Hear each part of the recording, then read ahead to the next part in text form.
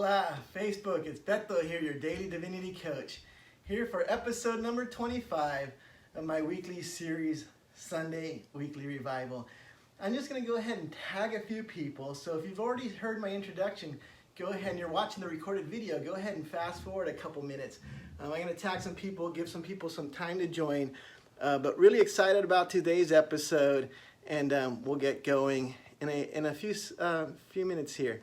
Just need to tag a few people, let them know that we're live, and we'll get an audience and get started soon here. So let me just tag a few folk, and we'll get started. Really excited about this episode, and I think you will be too. But again, if you've already heard my introduction, you're watching the recorded video, go ahead and fast forward, and a couple minutes while we give people some time to join. So just tagging a few people right now, and we'll get started in a minute. Yep, just a couple more people, just seeing who's active right now, and we'll get an audience going. And yeah, I'm gonna go ahead and stop. Tagged enough people, and we're starting to get an audience going. And if I can just get a thumbs up, Teresa, Alexia, if you can just let me know that you can hear me, do a sound check. And yep, there's a thumbs up, perfect. So again, I just need to fix this a little bit. All right, we're getting a little bit of an audience there. Just want to make sure you can see behind me. Good morning. Awesome, so I'm gonna go ahead and do a brief introduction, and then we'll get into the content of today's episode. So my name is Beto. I am your daily divinity coach. I'm here for episode number 25 of my weekly series, Sunday Weekly Revival. Today is Sunday, December 13th, and episode number 25 is entitled Selena, Bob Marley, and the Crossover Appeal of Manifesting Immortality. So excited about this episode. Obviously, we're getting back to our pop icons. Talked about some other things the last couple of weeks, but we're back talking about pop icons, and you know how much I love to talk about our pop icons and make references for manifesting immortality, because it wouldn't be Beto if I wasn't talking about immortality. So just a brief introduction. Again, I'm Beto, your daily divinity coach. I am a Master of Divinity. I hold a Master of Divinity degree. I am a graduate of Harvard University Divinity School. I actually still live here in Boston, in Cambridge, not far from the university. I have a secular job, though. I have a secular job, and I'm very blessed and grateful for this job because it allows me to do the work that I do here on social media for free. I sponsor all my own stuff, including these bracelets. I produced this set of Manifest bracelets here. So if you haven't received your bracelets, please let me know. It's a set of 3, a gray one that reads Manifest Justice, a blue one that reads Manifest Abundance, and a black one that reads Manifest Immortality. Free bracelets, I produce them myself, free shipping, always in the US, but if you live in Europe or North America until the end of the calendar year, so December 31st, free shipping as well, but always free shipping in the US. It's just cost prohibitive to ship to like India and China and whatnot. Unfortunately, because I have a lot of people, especially in India, that would love to have these bracelets. So if you haven't received your bracelets, DM me, let me know, I'll get a set out. I was asked recently, Beto, you know, I don't know if I'd wear the bracelets, or I don't wear bracelets, but I'd love a set to give to a family member or a friend. Is that okay? Of course, yes, I'd love that. I'd be happy to do that. So bracelets, let me know. So what else? What else about me? I am a pluralist, so I teach all. I have people who follow and watch these shows from all faiths and no faith.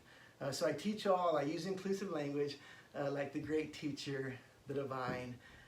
So yeah, so there's your introduction. If you want to learn more, you can go to my website, dailydivinitycoach.com.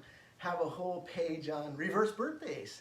So if you want to set up a reverse birthday e-card, you'd like to receive one on your first reverse birthday, you can do that. There's a form to fill out, and a lot of other information about myself and whatnot. So if you have any more questions, go to dailydivinitycoach.com. But we're going to go ahead and get started with the content for today's episode. So again, Selena, Bob Marley, and the Crossover Appeal of Manifesting Immortality. We're going to start with Selena. Who was Selena?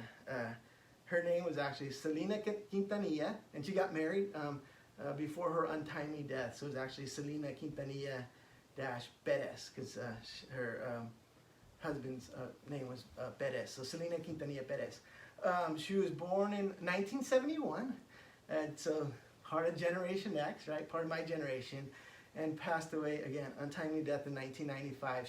She was 23, shortly before her 24th birthday. She was a singer, a songwriter, a model, an actress, and a fashion designer. And she is known as the Queen, right? La Reina, the Queen of Tejano music, which is a special music genre that exists in Texas, in the U.S. She won the Tejano Music Award for Female Vocalist of the Year, starting in 1987 at 16 years old. She won that award 9 times. So she was the queen, right? She was the queen. She was the queen of Tejano music, and the awards proved so. Billboard magazine named her the top selling Latin artist of the 1990s decade. She passed away in 95, so she's only around for half of that decade, alive, right? But yet she was the top selling artist, Latin artist, for that entire decade, according to Billboard magazine, which is incredible, because think about who was out in the 90s, right? Ricky Martin and the Julio Iglesias' son. I mean, there's a lot of Latin artists that were breaking through at that time in the 1990s, yet she, and again, she was only alive and able to perform and record for 5 of those years, was the top selling Latin artist of the 90s decade. Interesting. Selena was English dominant. She was an English speaker. I'm speaking to you in English. I'm speaking to you in English, right? She was Chicana. She was of Mexican descent, like me, but her dominant language was English, like me. What did she do? She learned to sing in Spanish. Her father was a musician, and he determined for her to be successful, she needed to be rooted in her indigenous market, which was the Tejano market. So she learned to speak Spanish, or she learned to sing in Spanish so she can become part of this Tejano market. However, there were complexities, right? The Tejano music scene at that time was male dominant. Selena was a woman, a young girl, right? Breaking in, 10 years old, she started. And so she had to break through this male dominant market, which she did to tremendous success. But all the while she's doing this work, right, to become known in her indigenous market. She's doing all this work with this idea that she was waiting for the opportunity to cross over into the mainstream U.S. market and come out with her English language album, right? That was the goal. All this work and preparation was to come to that goal. So anyhow, she started in 1981, right around 10 years old, and the group, she was the singer of a family group, Selena y los Dinos. Her sister, Suzette, played the drums, her older sister. Her brother, A.B., played the bass, right? He played the bass guitar. He also became her chief songwriter and chief producer of her albums. But it was a family group, right? It was something bigger than Selena. It was about her family, right? And not just her family, but about crossing over, right? And proving that we could do this, right? We can cross over and become part of the mainstream market. In 1989, so I'm fast forwarding 8 years, a ton of stuff happened between 81 and 89. Tremendous success, lots of performances, lots of records and albums. But in 1989, Selena signed with EMI Latin, right? Big music producers. And the idea was that EMI Latin was going to, put all these resources behind Selena and really propel her within the Tejano music even further than she already was, and that would give her what she needed to cross over and into the English language market and produce her English album to wild success, right? So that was the idea with her signing with EMI Latin. And they were behind it. I mean, everybody was behind this idea of that crossing over. Selena in 1993, so September 17th, 1993, she performed in Nuevo León in Mexico. And this concert was attended by 70,000 people. 70,000 people. And as a result, she became the biggest act, the biggest Tejano act in Mexico. So she became huge, right? She became big in Mexico. She's already huge in Texas. Now she's big in Mexico, right? So there's all this momentum now building toward this crossover album, because now she's big in Texas and she's big in Mexico. She did other things, right? Like I said, she's a fashion designer. She opened 2 boutiques, right? She opened 2 boutiques. One in Corpus Christi, Texas, where she resided at the time, and one in San Antonio. And they were wildly successful. It was reported that she earned over $5 million from these 2 boutiques, and she had plans to open up more. She was planning to open up more before her untimely and tragic death. She's ranked among the top 20.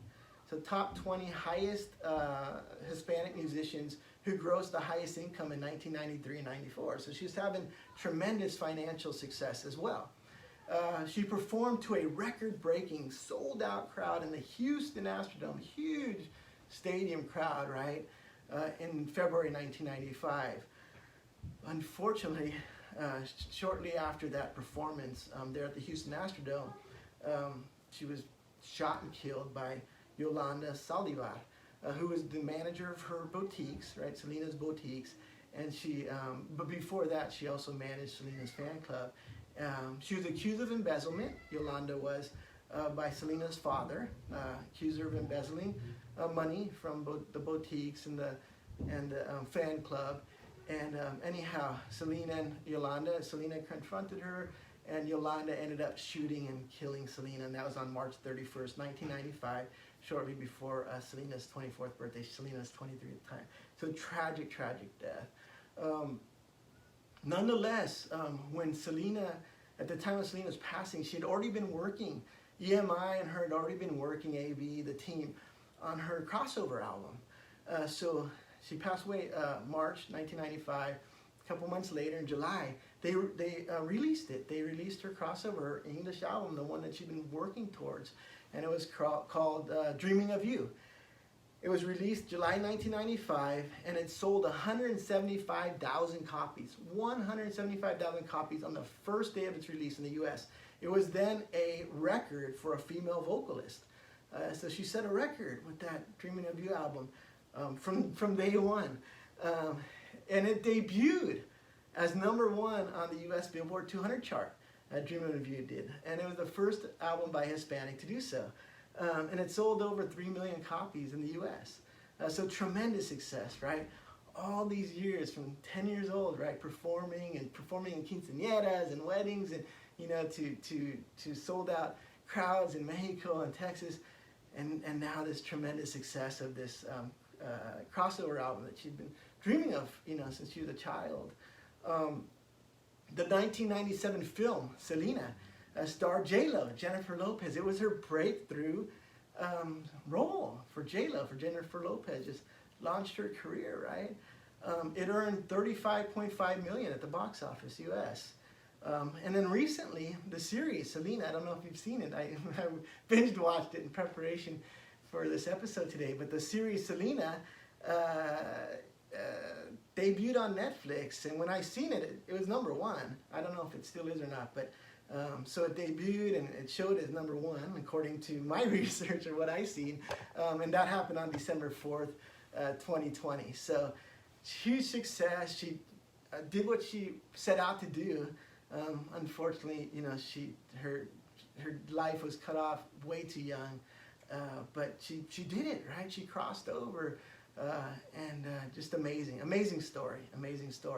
So I actually need to flip these. I haven't been flipping these, but I want to move to talking about Immortality, because it wouldn't be Sunday Weekly Revival if we didn't talk about Immortality, right? So, let's see here. I'm just going to go one at a time. So I'm going to flip this. I already talked about this. I already talked about this.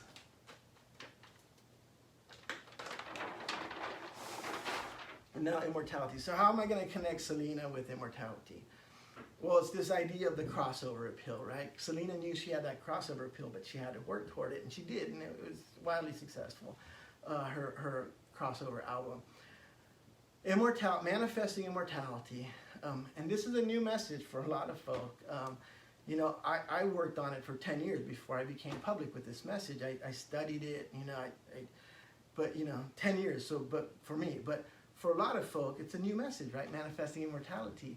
And, but it has tremendous crossover appeal. And I've talked in the past about the Silicon Valley billionaires and all the, you know, millions and billions of dollars they're putting into immortality tech. But I haven't spoken directly to the anti-aging market, right? What's the anti-aging market look like right now, right? Separate from the Silicon Valley billionaires, separate from all their investments in immortality tech. What's going on right now? And so I'm going to use this, the anti-aging market and the statistics, to show the crossover appeal of manifesting immortality. So I looked at this research here. It was called Anti-Aging Products Global Market Trajectory and Analytics, and it was a report by Research and Markets in July 2020.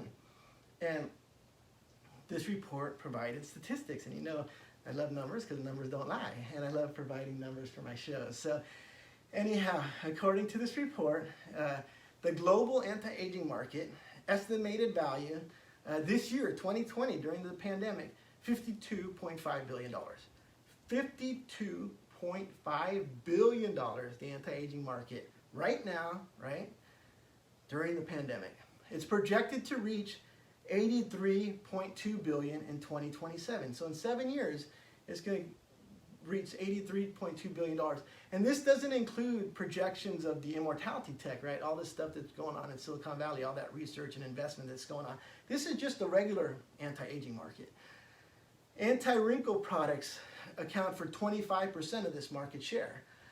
The US is over a quarter. It's 27% of the global anti-aging market. It's a big market. There's a lot of demand there. And it would be bigger except for this, they say, this report. The challenge to the growth of the anti-aging market is the high cost of products and procedures. Products and procedures cost a lot of money. So there's a huge demand. It's a big market already. Be a huger market if it wasn't such a high cost. And again, this doesn't. And I'm going to do an episode soon again on the Silicon Valley billionaires, but this doesn't include all the investments they're making. So there's a huge demand there, right?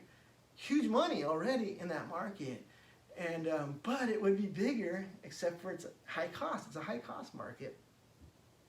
And this is why manifesting immortality has huge crossover appeal, right? Not only is there already a market for anti-aging, right? It's already set up, but it speaks to that growth potential because it's free. Everything that I teach, right, about manifesting immortality is free. I teach that we are created in the image of the divine, and the divine is ageless, right?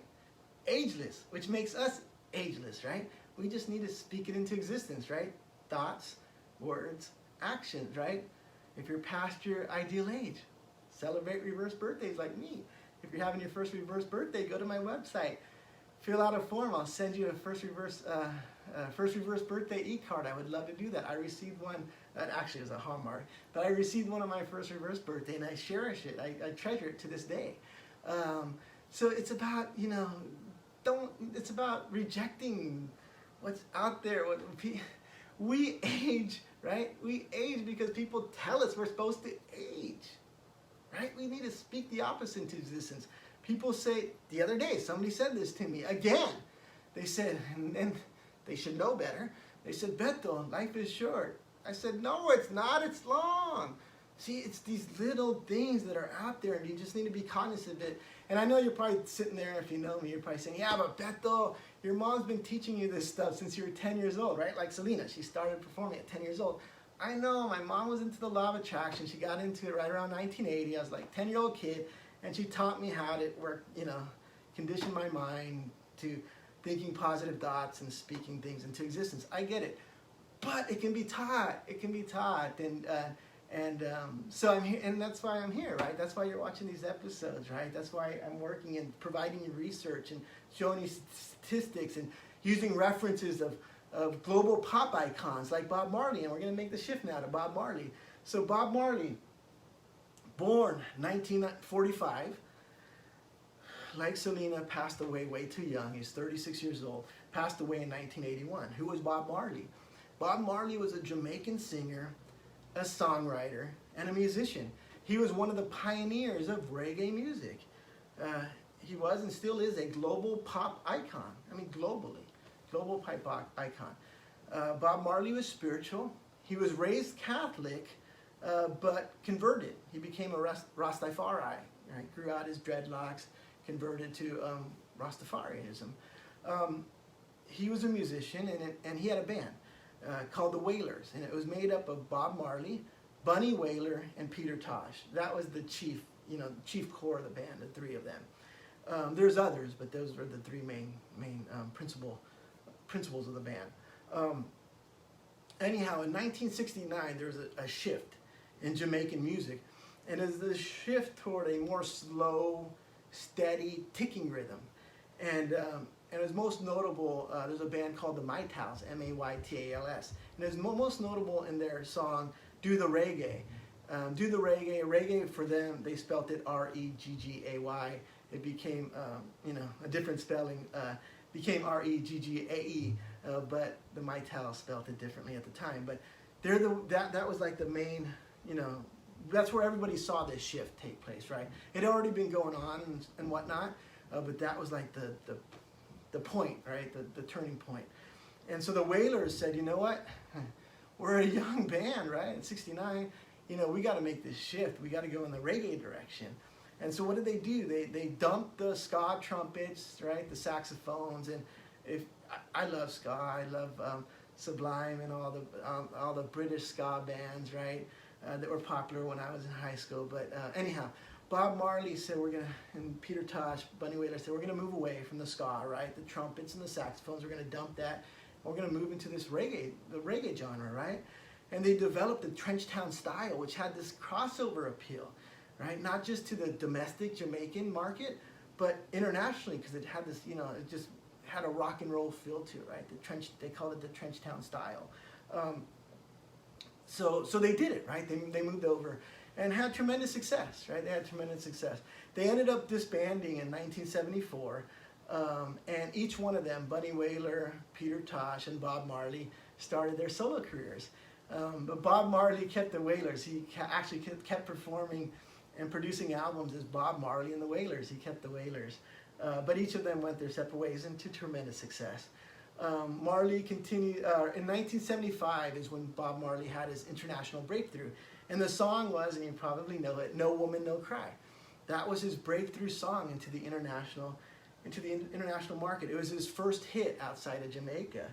And then in 1976, the next year, was his breakthrough album here in the U.S., and it was Rasta Man Vibration. And that's what propelled him throughout the U.S. and made him a sensation in the U.S. market. Bob Marley, he was prolific. Bob Marley and the Wailers produced 11 albums. Again, he passed away at a young age, 36 years old. 11 albums, 7 were studio albums and 4 were live albums. He was a tremendous live performer. Unfortunately, I never got to see him live. I would have been a small kid if I had. But he was a tremendous live musician. Like Selena, he grew up right from the grassroots, right? Grew up in that Jamaican domestic market. Selena grew up in that domestic Tejano market. So they had to perform. They had to go out there and work and pay their dues, right? So when he became an icon, he had all of that in him, right? Like Selena did. So they'd just be able to perform to these huge crowds. And in 1980, he performed in front of his biggest crowd in Milan, Italy, 100,000 people. And his last concert was September 23rd, 1980, that same year in Pittsburgh, Pennsylvania. He passed away. He was diagnosed in 79 with melanoma, actually the deadliest form of skin cancer, and he lived with it, but unfortunately it spread and he died of the cancer May 11th, 1981.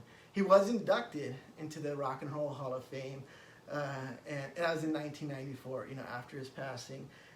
So he was a tremendous success. He's one of the most best-selling music artists of all time. One of the best-selling music artists of all time. An estimated sales of 75 million records, worldwide, just a tremendous success. I'm going to go ahead and move here because I want to talk about this album. If you've watched past shows, you know how I like to dig into lyrics. So I want to talk about his 1980 album, Uprising. It was his last studio album, and it was his most spiritual production. And I just want to talk about some of these lyrics here because they're really moving, and they, for me, they're very moving because they affirm a lot of what I teach. Here, Bob Marley says, emancipate yourselves from mental slavery. Now, I know Bob Marley was into Pan-Africanism, the African diaspora. I know he was heavily influenced by Marcus Garvey. You know, I know all that, right? I've read it. I studied it. But I'm the Daily Divinity Coach. So I'm going to use his lyrics, right, and translate them into immortality speak, okay? So that's the purpose of me going through the lyrics. But I get the other piece. I totally get it. So anyhow, emancipate yourselves from mental slavery. Does Bethel not teach that? I do, right? I teach that, right? Emancipate yourself from mental slavery. None but ourselves can free our minds. Right? When I talk about immortality, I talk about it as what? A free gift from the divine, right?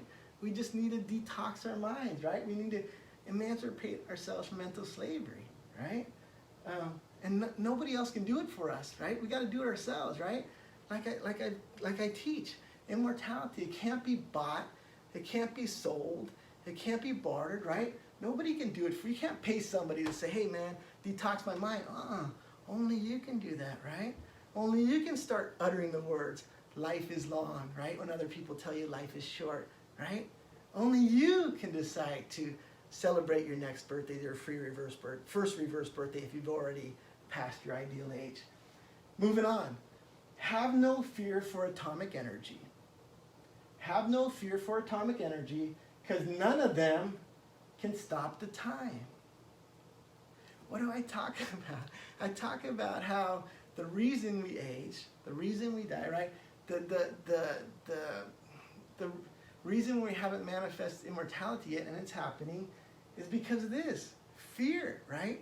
But we're fearing mere mortals, right? People who can't stop the time, right? People who try and control us, right? Try and control us with what? Man-made money, which only has there's no value compared to time eternal, right? The folk, right? They can't manifest time eternal, right? Because they're spiritually bankrupt, right? Because they run off of fear, man-made money. That's how they control us. Unbelievable lyrics. Love this song. How long shall they kill our prophets while we stand aside and look? I did an episode. It was a few days after Thanksgiving on the Hopis, right? The Hopis, the Maya, the Mexica Azteca, right? And I dig deep. And this is this lyric speaks directly to that episode, right? It's time, right? The fifth world, the fifth sun, that Hopi prophecy, the Maya prophecy, right? And even the Mexica Azteca prophecy of the Aztlan. It's time, right? Why are we still standing by? It's time to do this. It's time to manifest that immortality, right? Flip that currency, expose the mere mortals for what they are, spiritually bankrupt, right? Man-made money is nothing compared to eternal time. We can end all the misery. We can do it. We can make this happen. And then he goes on to say, some say it's just part of it. We've got to fulfill the book. I talk about this too, right? That this is why I'm a pluralist, is that this idea that the book, right, the standard religion, and that's why I don't fit into standard religion's about control, right? They tell us, well, this is how it's supposed to be, right? No. You know, give it more time, right? You're not, no, man, I'm done. I am done with genocide, with human trafficking, with institutional racism, with sexism, with homophobia. I can go on and on. I'm done with it. I'm manifesting time eternal. I'm manifesting eternal youthfulness. I'm flipping the currency, and I want to know if you're with me. And it don't take a lot, right? It's about detoxing the mind. We just need to emancipate ourselves from mental slavery. We got this. We can make this happen. We can expose the mere mortals for what they are, spiritually bankrupt. We can end the misery. We can do this. I'm going to end here. So, Bob's last words to his son Ziggy, and this is my connection. I didn't see Bob in concert, but I did see Ziggy, his son Ziggy Marley, in concert. I think it was back in 1990. I was in Madrid. I was in Europe. I was in Spain, and I think it was the Tomorrow People show. And I went, and it was awesome. I loved it. Ziggy's awesome, and he was young at the time too. But anyway, Bob's last words when he was passing away, he said this to his son Ziggy: money can't buy life. Money can't buy. Again, a direct connection to what I talk about, what I teach. Money, meaningless when it comes to life, our time, right? Time eternal, right? Money can't buy, right? You want immortality? Money ain't gonna do you no good. It doesn't matter your stature, right? Remember the episode when I talked about Toni Morrison? What did Toni Morrison say? Perhaps, right? Perhaps the future, right, will be owned by those pressed to the margins, right? What did the great teacher teach, right? The meek shall inherit the earth. It ain't got nothing to do, it doesn't have anything to do, proper English, with money. It's a free gift from the divine. We just need to emancipate, right? We just need to emancipate ourselves from mental slavery. So I'm going to end there. Thank you so much for joining. I do want to say this though. So I have a lot of family that watch my shows, and I'm very grateful. I'm grateful for all of you. Our family, my extended family, suffered a recent loss.